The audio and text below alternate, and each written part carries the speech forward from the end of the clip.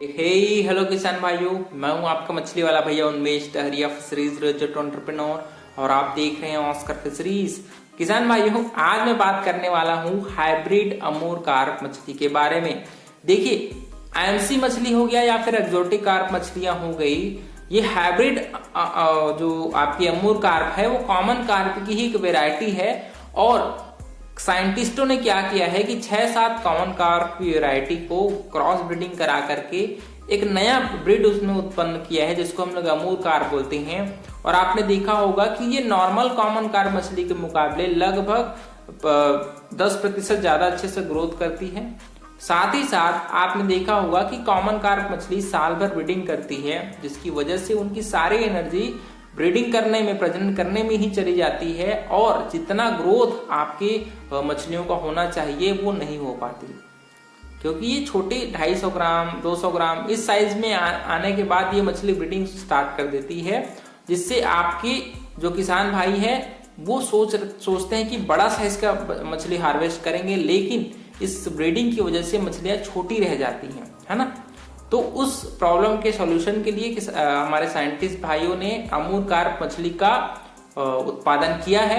और इस मछली की खासियत बात करें तो ग्रोथ परफॉर्मेंस बहुत ही बेहतरीन है।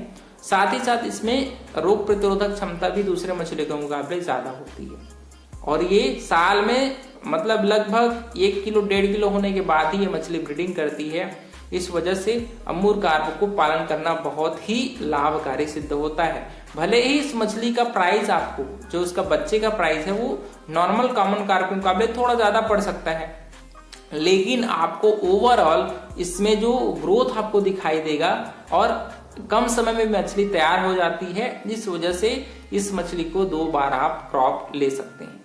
दूसरी बात, जब भी आप अमूर कार्प का पालन करें, तालाब की तैयारी करना बहुत ही जरूरी है। तालाब की तैयारी में हम लोग प्लैंकटन को तालाब में पहले से बनाते हैं, ग्रोथ कर प्लैंकटन लेवल अच्छे से मेंटेन रखते हैं, उसके बाद ही हम लोग तालाब में अमूर कार्प मछली का पालन करते हैं। देखिए, यहाँ पर सिर्फ अमूर कार्प का अगर आप पालन करना चाहते हैं तो तालाब छोटा रखिए, कोई प्रॉब्लम नहीं है, क्योंकि अमूर कार्प आपकी हाइब्रिड अमूर कार्प तालाब के निचले हिस्से में रहती है ना। इस वजह से आप upper layer, bottom layer, middle layer, इन सारी मछलियों को एक साथ पालन कर सकते हैं। तालाब की तैयारी के लिए उसमें फर्मेंटेशन और चूने का प्रयोग बहुत ही जरूरी है। चूना पर एकड़ लगभग 100 किलो चूना डालिए और गोबर लगभग पर एकड़ आप 800 किलो गोबर का प्रयोग करके आप अमूर कार्प के लिए एक अच्छा तालाब तैयार कर सकते हैं। ठीक है। दूसरी बात, बच्चा डालने के समय आपको ये ध्यान देना है कि टोटल आप जितने भी मछलियां छोड़ रहे हैं उसमें लगभग 15 से 20% आपके अमूर कार्प के बच्चे होने चाहिए। बड़ा तालाब है तो इसको 20 से 25% तक स्टॉक कर सकते हैं, क्योंकि हम लोग आईएमसी मछली को लगभग एडवांस फिंगरलिंग बच्चे डालते हैं तो 3000 की संख्या में आपको डालना चाहिए 100 ग्राम के बच्चे। छोटे साइज के डाल रहे हैं तो लगभग 5000 के बच्चे, आप 5000 संख्या में फिंगरलिंग बच्चे आप अपने तालाब में छोड़िए। उसमें से लगभग 15% आप अमूर कार्प के बच्चे तालाब में डालिए। और आपको अगर और संख्या बढ़ानी है तो 20 से 25%, है ना। अगर आपके तालाब की गहराई कम है तो आप इस मछली की संख्या को बढ़ा सकते हैं, क्योंकि क्या होता है, गहरे तालाब में अमूर कार्प को हार्वेस्टिंग करना थोड़ा सा मुश्किल हो जाता है, लेकिन पानी की गहराई लगभग 5 से 6 फीट है तो लगभग 15 से 20% आप अमूर कार्प के बच्चे, मतलब लगभग 1500 की संख्या में आप अमूर कार्प के बच्चे तालाब में डालिए। दूसरी बात, खाना क्या खिलाया जाए। देखिए, कोई भी कार्प मछली है, खाना मोस्टली हम लोग प्लांट बेस्ड फीड को ही प्रिफर करते हैं। आपको अलग से उसमें फिश मील बेस्ड, जो हम लोग पंगास को खिलाते हैं, मांगूर खिलाते हैं, इस खाना को ना खिला करके नॉर्मल 30% प्रोटीन, 30 से 32% प्रोटीन वाला खाना से शुरुआत करिए और धीरे से 28% तक जाकर के आप रुक जाइए। और ये मछली लगभग 6 महीने में, अगर अच्छा बड़ा साइज का एडवांस बच्चे डालेंगे तो 4 से 5 महीने में 1 किलो हो जाएंगी। और अगर आप 10 ग्राम के बच्चे डालेंगे तो लगभग 6 से 8 महीने के बीच में आपकी अमूर कार्प मछलियां तैयार हो जाती हैं। तो ये आपके ऊपर है कि किस साइज के बच्चे आप तालाब में छोड़ते हैं और कितना ड्यूरेशन में आप अमूर कार्प मछली का पालन करना चाहते हैं, उस पर आपकी सभी चीजें डिपेंड करती हैं। बाकी खाना कोई भी हो, सरसों की खली खा सकती है, राइस ब्रान खा सकती है, घर का बचा हुआ खाना खा सकती है। और आपको फर्मेंटेशन है वो 15 दिनों में एक बार, चाहे आप प्लैंकटन पाउडर खरीद के तालाब में डाल सकती हैं, या तो आप सरसों खली राइस ब्रान को सड़ा करके भी आप इसको फर्मेंटेशन के रूप में प्रयोग कर सकते हैं।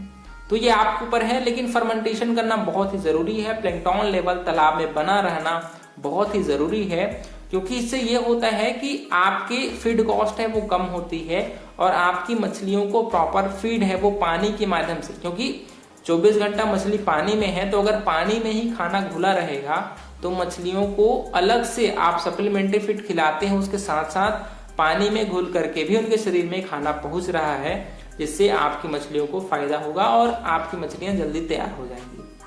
तो तालाब में प्लैंकटन लेवल को मेंटेन रखना बहुत ही जरूरी है। इसके लिए आप गोबर का भी प्रयोग कर सकते हैं, आप पोल्ट्री का खाद है उसका भी प्रयोग कर सकते हैं, आप सरसों खली का भी प्रयोग कर सकते हैं, है ना। उसके अलावा दोस्तों इस मछली में ज्यादा कुछ बीमारियां नहीं लगती, बस आपको अपने वाटर पैरामीटर्स को मेंटेन रखना है। डिजॉल्व ऑक्सीजन, अमोनिया, पीएच, इन 3 पैरामीटर्स को अगर आपने मेंटेन रख लिया तो आपको कोई भी दिक्कत नहीं आएगी। बाकी अमूल कार्प मछली, अगर हम लोग इसका पालन की बात करें तो अमूल कार्प हम लोग आपकी हाइब्रिड कतला मछली, मिडिल में आपकी घास कार्प मछली और नीचे में आपकी हाइब्रिड अमूल कार्प मछली, इन तीनों मछलियों का अगर आप पालन करेंगे तो बहुत अच्छा रिजल्ट आपको मिलेगा, क्योंकि ये तीनों मछलियां अलग अलग लेयर में रहती हैं। छोटे तालाब में भी ज्यादा उत्पादन लेने के लिए ये 3 मछलियां बहुत ही कॉम्पेटेबल हैं, एक दूसरे को अच्छे से ग्रोथ करती हैं और ज्यादा एक दूसरे को हार्म नहीं पहुंचाती। सभी लेयर में जाकर के आप ये मछलियां खाना खा सकती हैं। इस वजह से आप इन मछलियों को बैक फीडिंग कराइए, और अगर आपके पास सिंकिंग फीड है तो उसको अमूल कार्प मछली को आप खिला सकते हैं, क्योंकि सिंकिंग फीड क्या है, नीचे में चली जाती है और अमूल कार्प की खासियत है कि वो मिट्टी को जरा खोदने की कोशिश करती है, तो अगर बेड में उनकी फीड पड़ी रहेगी तो वो अच्छे से उसको खा सकते हैं। तो ये आपके ऊपर है कि आप उसको